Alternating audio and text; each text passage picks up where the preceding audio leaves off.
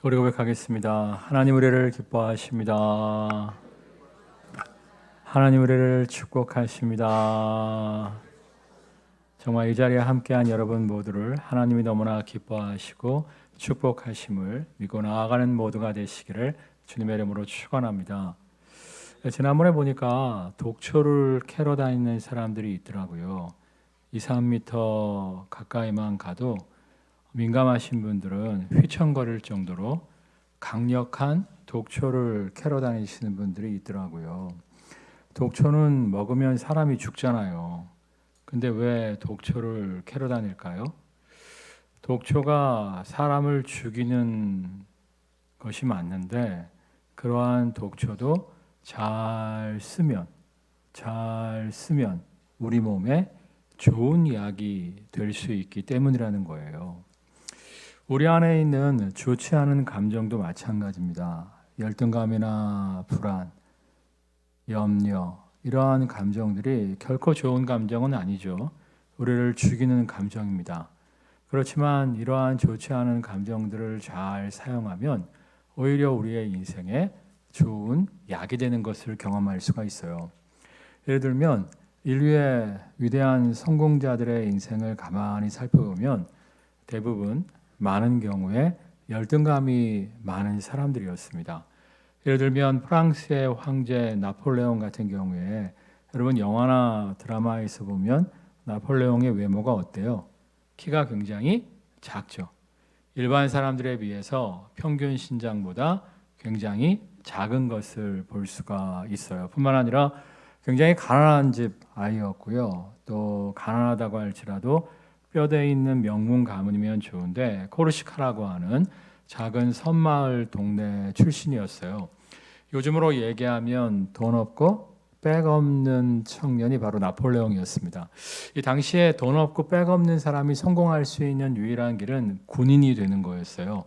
그래서 이제 군인의 길을 선택하게 되었는데 같은 동기생들에게까지도 무시를 당할 만큼, 왜냐하면 키가 작고 가난하고 또 무식한 촌동네 출신이라고, 섬마을 출신이라고 동기들조차도 나폴레옹을 굉장히 많이 무시했대요. 그래서 친구가 없었던 사람이 나폴레옹이라고 하더라고요. 그러니까 이 동기들의 무시와 멸시 쪽에 얼마나 그 열등감이 컸겠어요.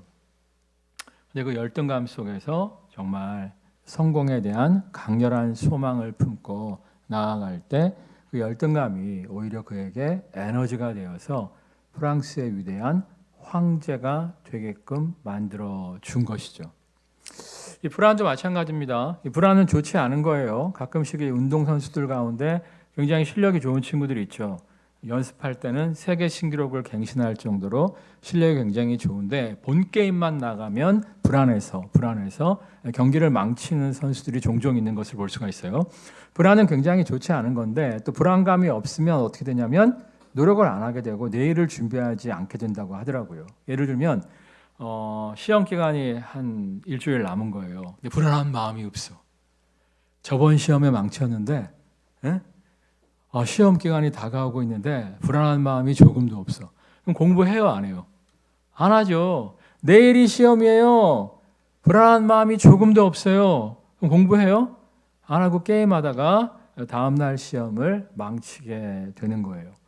그래도 좀 불안한 마음이 있어야, 야, 저번에 중간고사 망쳐갖고 박살 났었는데 엄마한테 이번 기말고사까지 망치면 큰일이다.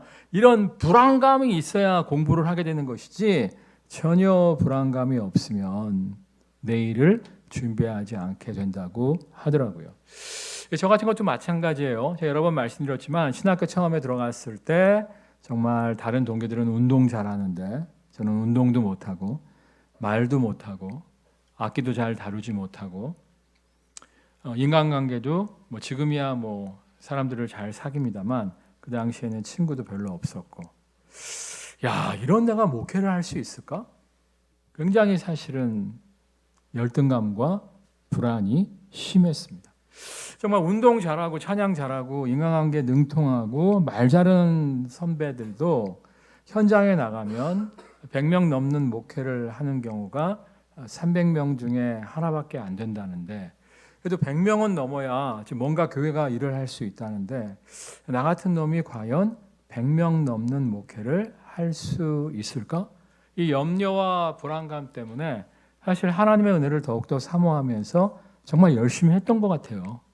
그러니까 저의 부족함과 연약함이 아직도 많습니다만 그럼에도 불구하고 이 정도 쓰임받는 삶을 살고 있지 않은가 이런 생각이 듭니다.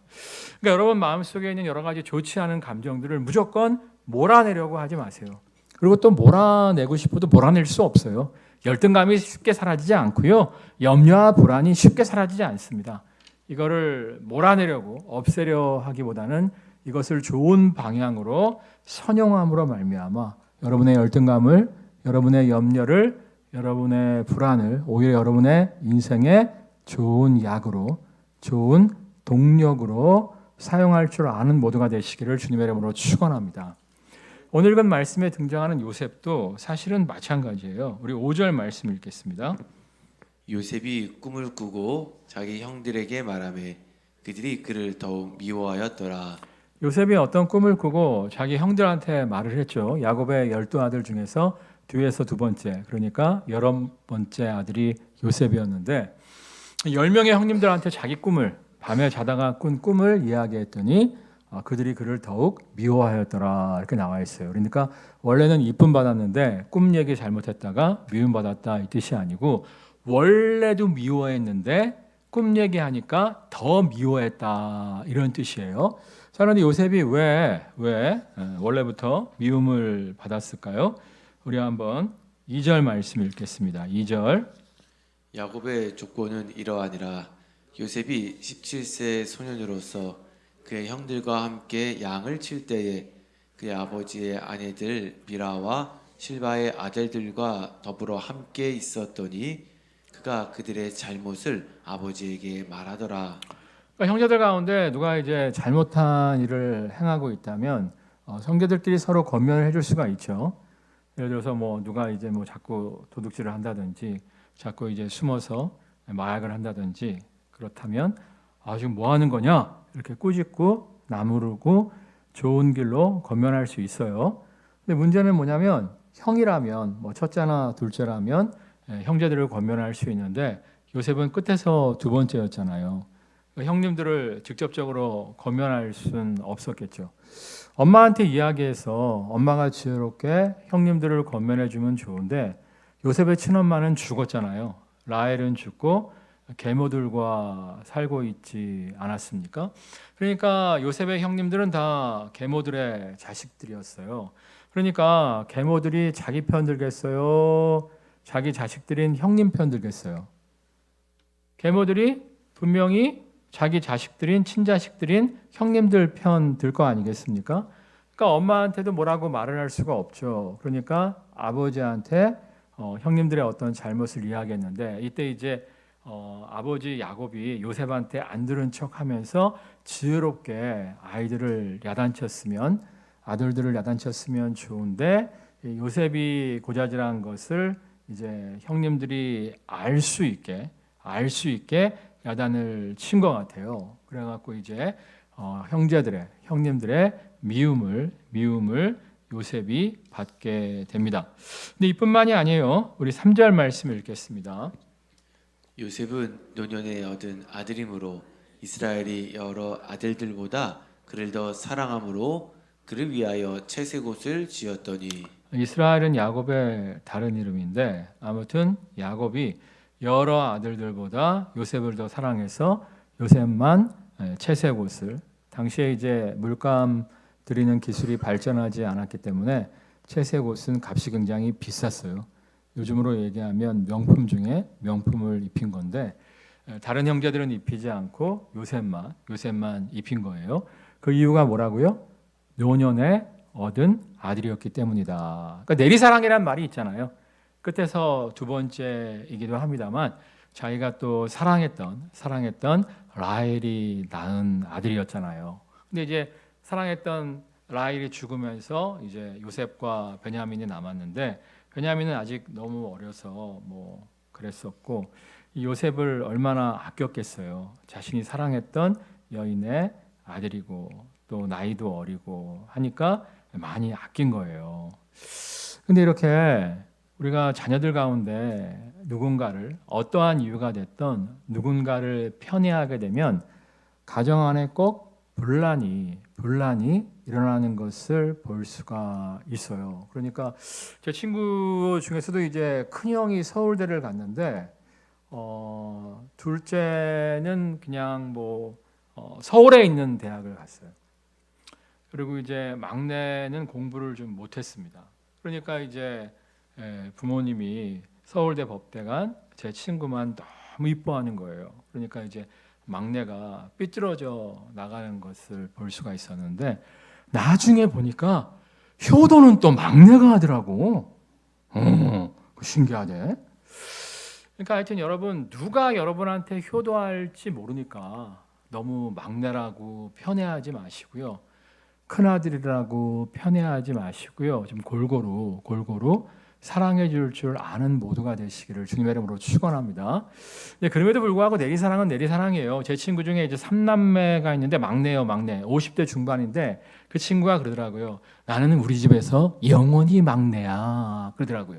50대 중반인데도 이 엄마 아빠가 자기만 자꾸 챙긴다는 거예요. 그건 어쩔 수가 없어요. 그러니까 여러분들이 정말 첫째와 둘째라면 좀 성숙한 마음으로 엄마 아빠의 그 편애를 좀 인정해 주시고 용납해 주시기를 주님의 이름으로 축원합니다. 아무튼 편애는 가정을 망치는 건데 이 야곱이 요셉만 편애함으로 말미암아 요셉이 더 미움을 받게 된 거예요. 여러분 한번 생각해 보세요. 자기만 엄마가 없어요. 자기만. 얼마나 외롭고 얼마나 열등감이 심했겠어요. 근데 이제 아버지가 자기만 편애함으로 말미암아 정말 형들의 미움을 받아요. 형들의 미움을 받아요. 정말 요셉은요, 외롭고 불안하고 열등감이 심한 아이였을 거예요. 그런데 그 요셉이 꿈을 꾸게 됩니다. 우리 7절 말씀 읽겠습니다.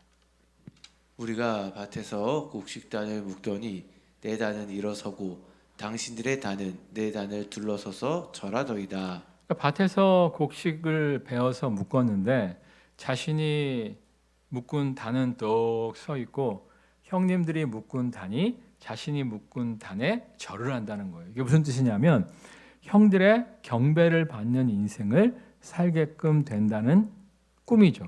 꿈.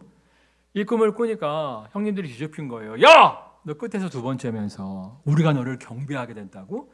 네가 우리보다 훨씬 더 존귀한 자가 된다고? 형님들이 뚜껑이 열린 건데 여기서 이제 질문이 있어요. 질문. 제가 벌거벗은 세계사라고 하는 프로그램을 좋아하는데 중간에 퀴즈 시간이 있더라고요. 여기서 여러분에게 질문을 좀 던지겠는데 자, 정말 형님들이 묶은 단이 요셉이 묶은 단에 절하는 꿈을 꿨는데 이 꿈을 1번 하나님이 주셨을까요? 2번 요셉이 형들에 대한 열등감 때문에 형들에 대한 어떤 분노 때문에 정말 형들을 이겨먹고자 하는 그 무의식의 마음이 요셉에게 형들의 경배를 받는 형들에게 존귀 여김을 받는 꿈을 꾸게 한 걸까요? 잊어먹었어요? 1번이 뭔지? 그러니까 1번은 하나님이 그 꿈을 주셨다. 2번은 형들을 이겨먹고 싶어하는 형들에 대한 분노, 형들에 대한 열등감 그런 것들이 요셉으로 하여금 요셉의 무의식으로 하여금 형들을 이겨먹는 꿈을 꾸게 했다. 1번이에요? 2번이에요? 네? 제가 보통 5,000원짜리하고 10,000원짜리 있으면 뭘 줍는 게 좋다고 얘기하죠? 둘 다. 이것도 정답이 둘 다예요. 둘 다. 왜냐하면 하나님은요. 갈망하지 않는 자에게는 꿈을 주시지 않습니다. 성경에 보면 너희 마음에 소원을 두고 행하시는 여호와라고 말씀하세요. 그러니까 요셉의 마음속에 형을 이겨먹고자 하는 마음이 있었던 거예요. 그러니까 이런 꿈을 주신 것이지 형들을 이겨먹고자 하는 마음이 조금도 없다. 그러면 하나님의 요셉에게 이러한 꿈을 허락하시지 않습니다. 이건 우리도 마찬가지예요. 우리가 그냥 그냥 길고 가늘게 살고 싶어. 그냥 조용히 인생을 살다가 가고 싶어. 이런 꿈을 갖고 사는 사람에게 하나님이 막 세계 비전 막 이런 거 허락하시지 않습니다. 근데 정말 지금 별 볼 일 없음에도 불구하고 막 쓰임 받고자 하는 열망이 있어. 막 이름을 드러내고자 하는 막 갈망이 있어. 이런 사람한테 위대한 꿈을 주시는 거예요.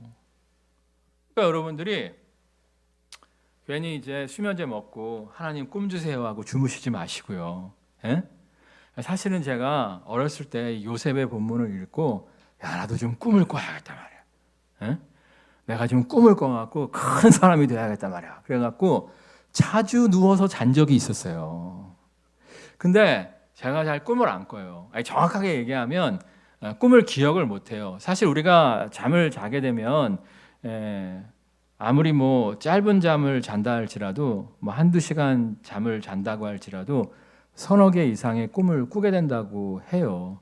그러니까 뭐 대여섯 시간 주무시는 분들은 더 많은 꿈을 꾸게 되는데 대부분 그 꿈을 기억하지 못하는 거예요. 근데 이제 숙면을 취하지 못했을 때, 선잠을 잤을 때, 그럴 때 이제 마지막 꿈을 우리가 기억하게 되는 거예요.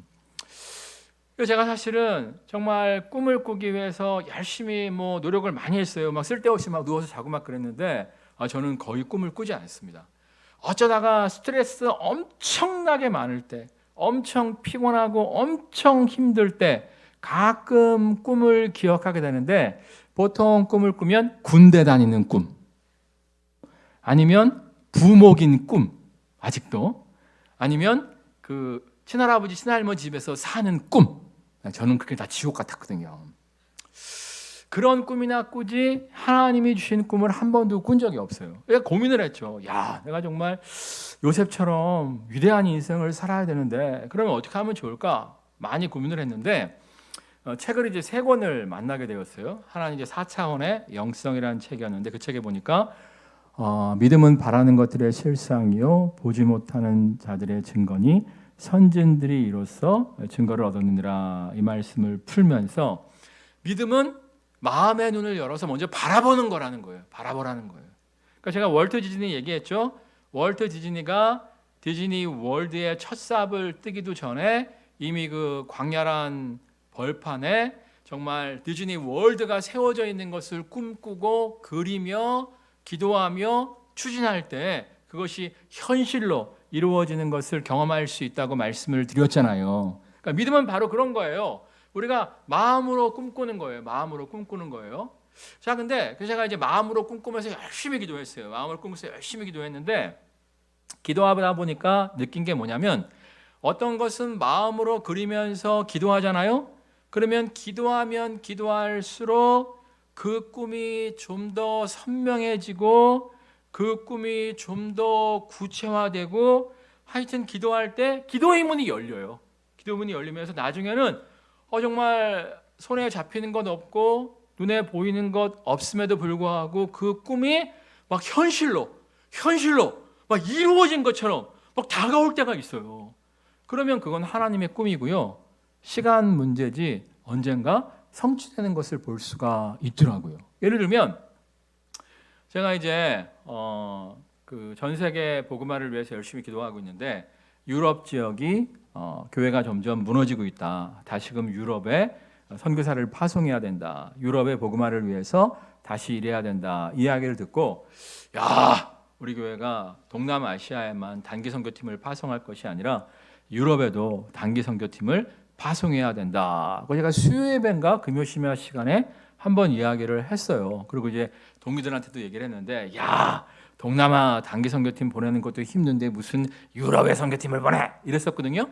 근데 제가 이제 계속 기도하는데 왠지 막 확신이 다가오는 거예요. 그러면서 우리 청년부 담당 전도사님하고 막 비행기 타러 가는 거 막 이런 모습이 막 그려지더라고요. 근데 제가 우연히 프랑스 뿌아띠아에서 사역하는 우리 교단 목회자를 만나게 됐잖아요. 그래갖고 이제 유학생 선교 사역을 하고 있는데 거기에 지금 단기 선교팀을 보내줄 수 있느냐 부탁을 받고 제가 너무 놀란 거죠.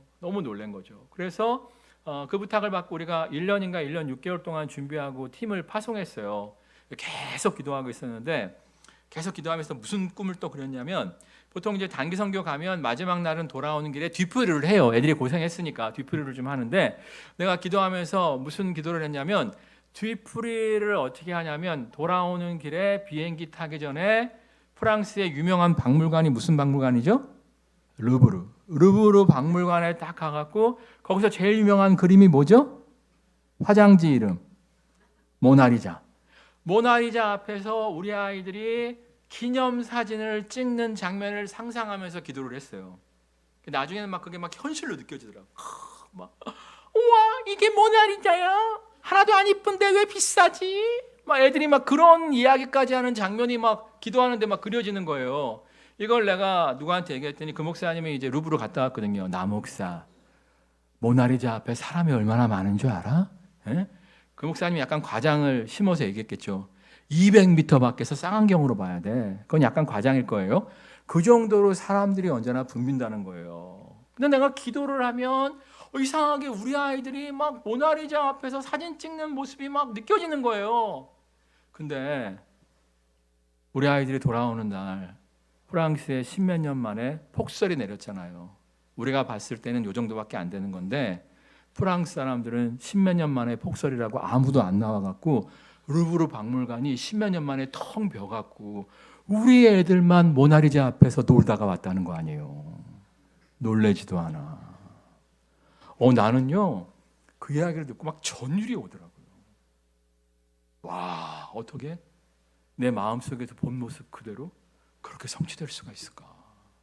근데 물론 어떤 거는요 내가 열심히 기도해도 흩어지는 게 있어요.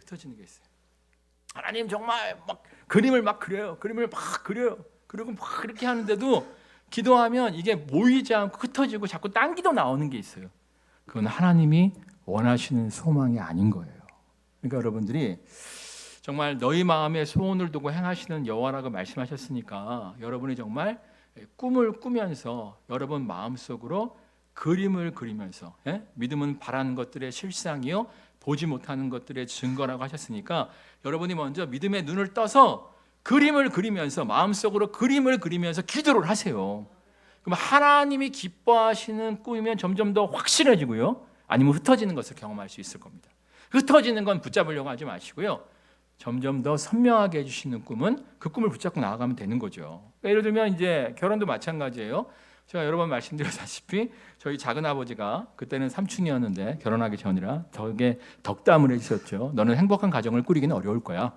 이렇게 이제 덕담을 해주셨는데 여러 가지 그런 환경들이 뭐 우리 집안에 좀 있었어요. 근데 내가 이제 꿈꾸며 기도했죠. 하나님 정말 토끼 같은 마누라와 여우 같은 자식들을 주실 줄 믿습니다. 그래서 제가 이제 중고등부 전도사를 오래 했는데 해보니까 아들은 감당이 안 되는 것 같더만. 내가 중고등부 교사 전도사를 좀 오래 했었는데 와 아들들은 내가 감당이 안 되더라고. 그래서 내가 여우 같은 딸들을 주십시오 하고 기도했는데 어떤 분이 나한테 그러더라고요. 아 목사 여우 같은 마누라 토끼 같은 딸들이 맞지. 그래서 아니 저는요 토끼 같은 마누라를 원한다고. 왜냐면 우리 집이 손이 귀하잖아요. 손이. 토끼는 어때요? 펑펑 잘났잖아. 그래갖고 나는 토끼 같은 마누라, 여우 같은 두 딸. 세상이 너무 악해서 애들이 너무 순진하면 잡혀 먹혀요. 그러니까 좀 이렇게 좀 세상을 이길 수 있는 여우 같은 두 딸을 기도하고 있습니다. 그랬는데 우리 와이프가요 초산을 3시간 반 만에 나왔어요. 자연분만으로. 이 모르는 사람은 지금 놀라지도 않는데 이 초산을 자연분만으로 3시간 반에 낳는다는 것은 신기록이에요. 신기록. 우리 와이프가 딱 낳고 그렇더라고요. 아 별거 아니네 그러더라고요. 그리고 이제 1시간 있다가 막 아파갖고 죽으려고 막 이렇게 하던 장면이 기억나는데 둘째도 그랬어요. 둘째도 푹 나오더라고. 그래서 야 진짜 하나님이 내 기도에 응답하셨구나 그랬었는데 여러분 정말 너희 마음에 소원을 두고 행하시는 여호와라고 말씀하셨어요. 뭔가 강렬한 소망이 있다면 그것으로 믿음의 눈을 떠서 그림을 그리면서 기도하세요. 그 꿈이 하나님이 기뻐하시는 꿈이라면 그게 점점 다가오게 될 거예요. 요즘에 저는요 제 이제 80회 생일을 가끔 기도해요. 그때 이제 우리 사위들도 좀 있고요. 그다음에 손주가 할아버지 그러는 거예요 나한테. 어떨 때는 손주 목소리도 들려. 장난감 사주세요. 놀래지도 않아. 우리 집이 손이 귀하잖아. 내가 걱정돼. 저번에 무슨 결혼식 하는 드라마를 잠깐 봤어요. 잠깐 봤어. 그랬더니 이제 그 양가 친척들 나와서 사진 찍는 장면이 있더만. 근데 솔직히 양가 친척들 나와서 사진 찍을 때 사진이 좀 이상할 거야. 한쪽이 없을 거야.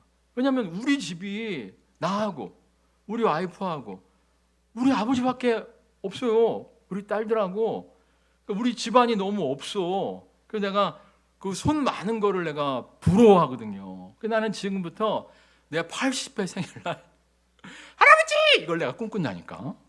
비웃고 있어. 여러분 정말 꿈꾸며 기도하세요. 그럴 때 하나님께서 여러분의 꿈을 선명하게 하시고 그것이 현실로 이루어지는 것을 누리게 하실 줄 믿습니다. 자, 그런데 여기서 마지막 질문이 또 하나 있어요. 야곱의 12아들 중에서 뭔가 꿈이 있었던 사람은 요셉밖에 없었을까요? 뭔가 갈망이 있었던 사람은 요셉밖에 없었을까요? 다른 친구들은 꿈이 없었을까요? 그러니까 제가 또 청년 시절에 고민이 그거였어요. 이 말씀을 읽으면서 아니 다른 형제들도 다 꿈이 있었을 건데 왜 하나님이 요셉만 골라갖고 이렇게 축복을 해주셨을까? 그게 왜 굉장히 심각한 고민이었냐면 저도 하나님한테 선택되기를 원했던 거예요. 그러니까 아까 말씀드렸다시피 신학교 들어갔는데 잘난 놈들 너무 많고요. 잘난 놈들이 그렇게 많은데도 100명 넘는 목회를 하는 경우는 300명 중에 1명이라는 거예요. 그러니까 내가 300대 1의 경쟁을 뚫어야 되는데 내가 어떻게 해야 요셉처럼 하나님이 나를 딱 픽업해갖고 쓰임받는 인생이 될 수 있을까? 이걸 내가 굉장히 고민하며 연구를 많이 했어요. 연구를 많이 했는데 한 4, 5년 했는데 그러다가 이제 제가 이제 발견하게 됐어요. 그게 뭐냐면 2절 말씀 다시 읽겠습니다. 야곱의 조건은 이러하니라. 요셉이 17세 소년으로서 그의 형들과 함께 양을 칠 때에 그의 아버지의 아내들 비라와 실바의 아들들과 더불어 함께 있었더니 그가 그들의 잘못을 아버지에게 말하더라. 제가 히브리어가 약할 때는 캐치하지 못했는데 이 잘못이라는 단어가 사실은 여러 가지 종류가 있어요. 종교적인 잘못이 있고 사회적인 잘못이 있거든요. 예를 들면 살인은 이게 종교적인 잘못일까요? 사회적인 잘못일까요? 둘 다예요. 왜냐하면 이제 살인을 저지르면 감옥에 가죠. 또 10계명에 살인하지 말라 써 있으니까 살인은 종교적인 죄도 되고 사회적인 죄도 되는 거예요. 근데 하나님을 예배하지 않아. 이거는 하나님 앞에 죄, 종교적인 죄는 되지만 사회적인 죄는 안 되죠. 예배 안 드린다고 붙잡혀가지 않잖아요. 그러니까 형들이 지은 잘못은 히브리어 원문을 보면 사회적인 죄가 아니라 종교적인 죄로 돼 있어요. 그러니까 형님들은 하나님이 기뻐하시지 않는 어떠한 행동을 해놓고도 죄인 줄도 모르는 거야. 근데 요셉만이 하나님의 말씀 안에서 옳고 그름을 분별하고 그것이 옳음을 지적할 줄 아는 인생이었다는 거예요. 그러니까 하나님은 어떤 사람을 사용하시느냐? 하나님의 말씀을 알고 하나님의 말씀으로 옳고 그름을 분별하고 하나님의 뜻을 추구하는 자를 사용하신다는 거예요. 여러분 시편 1편에도 보면 복 있는 자가 어떠한 자라고 말씀하세요? 그러니까 복이 뭐예요? 하나님의 복이 성경에서 하나님의 함께 하심이죠. 하나님의 함께 하시면 정말 남들은 열매를 거둘 수 없을 때 열매를 거두게 하시고 하나님이 함께 하시면 그의 길을 열어주신다. 형통케 하신다고 나와 있잖아요. 하나님의 이 열매 맺는 인생, 앞길을 열어주시는 형통의 인생을 누리는 자의 특징이 뭐라고 시편 1편에 나와 있죠?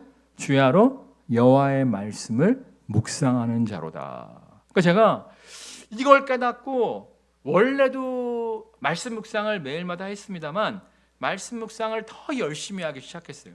그러니까 말씀을 듣고 끝나는 것이 아니라 성경을 지식적으로 알고 끝나는 것이 아니라 정말 들은 말씀, 읽은 말씀을 깊이 있게 묵상하면서 오늘 내 삶에 어떻게 이 말씀을 적용하기를 원하실까?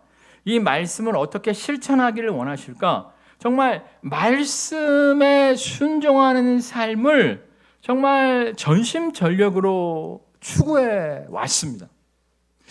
그러니까 교회를 다니면 오래 다니는 사람들이 좀 안 좋은 게 뭐냐면 말씀을 많이 알아요. 근데 아는 것으로 끝나는 경우가 많이 있어요. 그게 아니라 하나님은 우리가 말씀을 묵상하고, 묵상이 원래 이제 소화시킨다는 뜻도 있어요. 말씀을 삶에 소화시켜서 그것이 삶 가운데 적용이 돼야 돼요.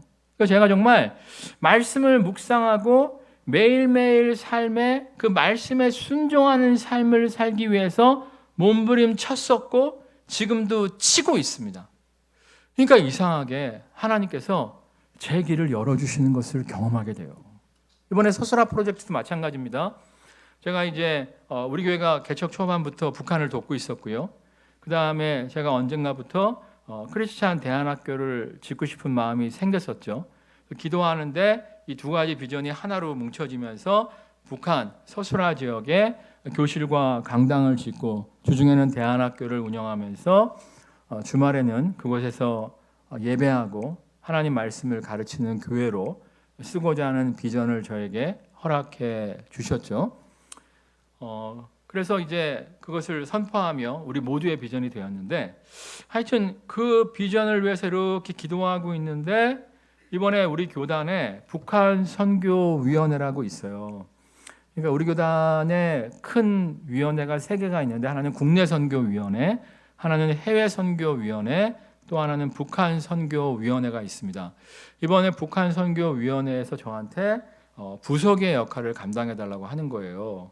그래서 제가 부서기가 뭐 하는 겁니까? 그랬더니 1년 동안 서기를 따라다니면서 서기를 보좌하는 거고, 1년이 지나면 이제 서기가 되는 것이고, 서기를 1년을 한 다음에 부위원장이 될 수 있다. 그래서 부위원장 3년을 하게 되면 위원장이 될 수 있다. 이렇게 말씀을 하시는데 제가 아직은 때가 아닙니다. 왜냐하면 코로나 전에 교회의 모습이 아직 회복되지 않았기 때문에 제가 아직은 때가 아닙니다. 제가 코로나 전에 교세로 회복이 된 다음에 하겠습니다 하고 거절을 하기는 했습니다만, 그래서 나중에 몇 년 후에 하기로 했어요. 근데 제가 나중에 북한 선교위원회 위원장이 되면 무슨 도움이 있냐면요. 사실 서술아 프로젝트를 하기 위해서는 수많은 기업들의 기업 후원을 받아야 돼요. 기업 후원을 받을 때 제가 참 좋은 교회 담임 목사의 이름으로 기업 후원을 요청할 때하고 우리 교단 북한 선교위원회 위원장의 이름으로 기업들한테 후원을 요청할 때하고 어느 게 좋겠어요? 이건 선택을 해야 돼요. 둘 다가 아니라. 북한 선교위원회 위원장의 이름으로 기업들한테 후원을 받을 때 훨씬 더 공신력이 있죠. 근데 저는 북한 선교위원회에 제가 부서게 하고 싶다고 말한 적도 없어요. 누군가가 추천을 한 거야. 이런 모든 모습들을 보면서 야, 하나님이 하나님의 꿈을 이끌어 가시는구나. 왜냐하면 이제 북한 선교위원회 활동을 10몇 년 동안 하면서 부석이 되기 위해서 꿈꿨던 목사님들이 많더라고요. 근데 저는 이번 서술아 프로젝트를 통해서 북한 선교위원회에 들어간 지 6개월도 안 됐는데 부서계를 맡아달라고 한 거예요. 이거 하나님이 역사하시지 않았으면 되는 거 아닙니다. 그러니까 여러분, 우리가 하나님이 기뻐하시는 꿈을 꾸면요, 말씀 묵상을 하면서 하나님의 뜻에 순종하면서 하나님이 기뻐하시는 꿈을 꾸면요, 하나님이 이끌어가세요. 근데 중요한 건 뭐냐면 우리가 평상시 말씀 묵상에 순종하는 삶을 선택해야 돼요. 이번에도 또 제가 좀 놀라운 일이 있었는데 어떤 모임에서 저한테 좀 후원을 해달라고 요청을 했어요.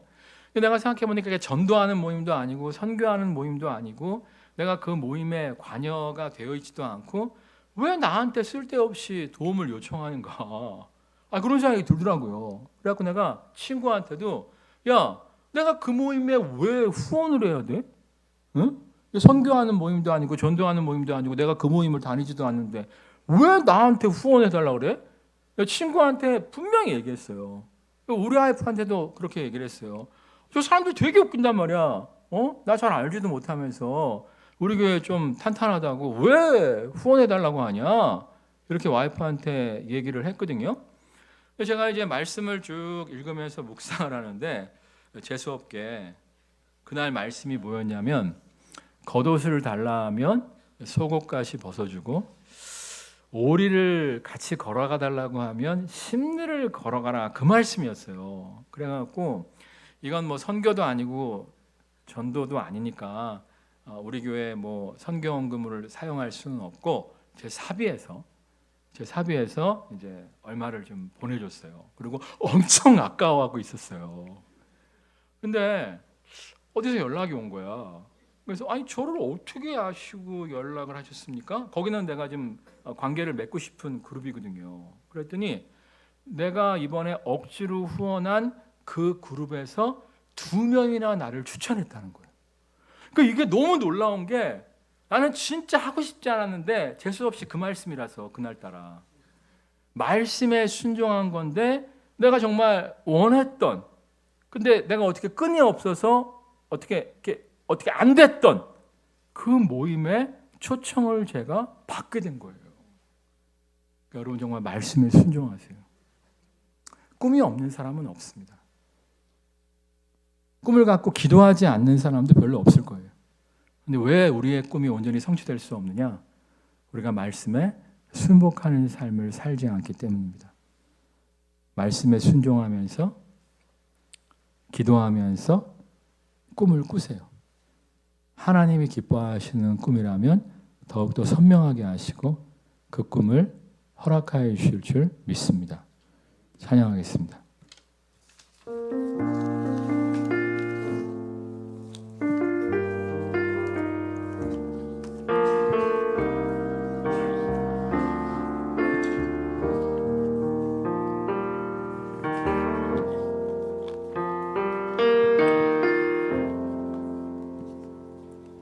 나를 저물어 갈 때 빈들에서 걸을 때 그때가 하나님의 때 내 힘으로 안 될 때 빈손으로 걸을 때 내가 고백해 여호와 이래 우리 모인 이곳에 우리 모인 이곳에 주님 함께 계시네 누리네 아버지 은혜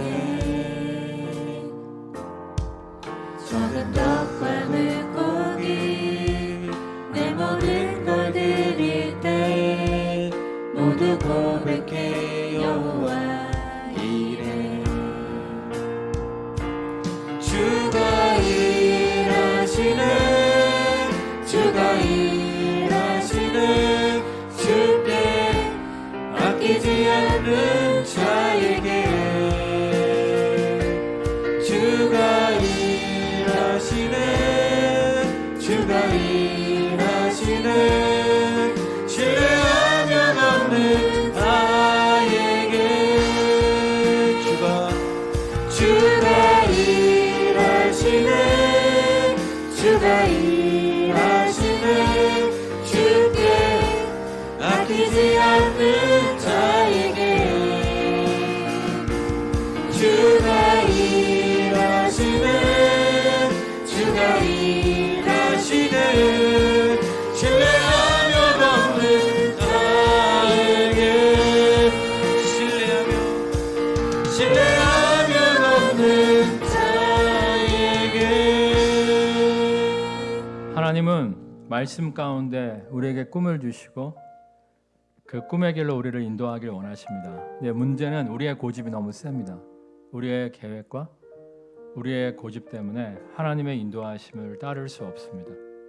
정말 여러분의 생각과 고집을 내려놓고 말씀을 묵상하며 말씀 가운데 갈망하십시오.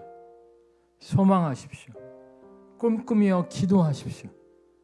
정말 하나님이 기뻐하시는 갈망이라면 하나님이 기뻐하시는 소망이라면 하나님이 그 꿈을 이끌어 가십니다. 정말 먼저 모든 것을 내려놓고 말씀에 순종하며 하나님의 꿈을 꾸게 하여 주옵소서. 이를 통해 하나님이 그 꿈을 이루어 가심을 누리게 하여 주옵소서. 합심해서 기도하겠습니다. 할렐루야. 사랑과 은혜가 충만할 수 있는 주님, 우리가 하나님 안에서 꿈을 꾸게 하여 주옵소서. 하나님 안에서 꿈을 꿀 수 있도록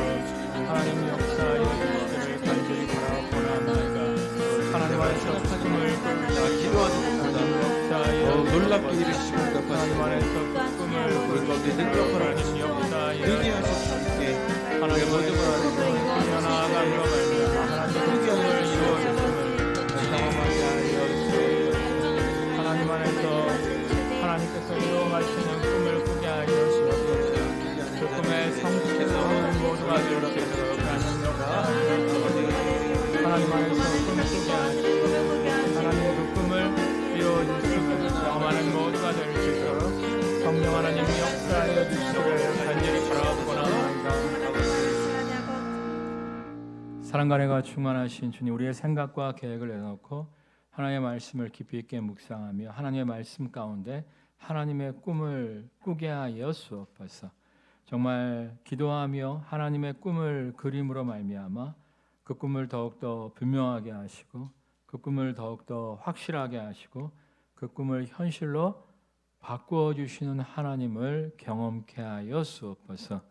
예수님의 이름으로 기도드립니다. 우리 고백하겠습니다. 하나님의 꿈을 꿉시다. 하나님의 꿈을 꾸면 하나님께서 우리의 환경이 아니라 우리의 실력이 아니라 하나님께서 그 꿈을 이루어 주실 줄 믿습니다.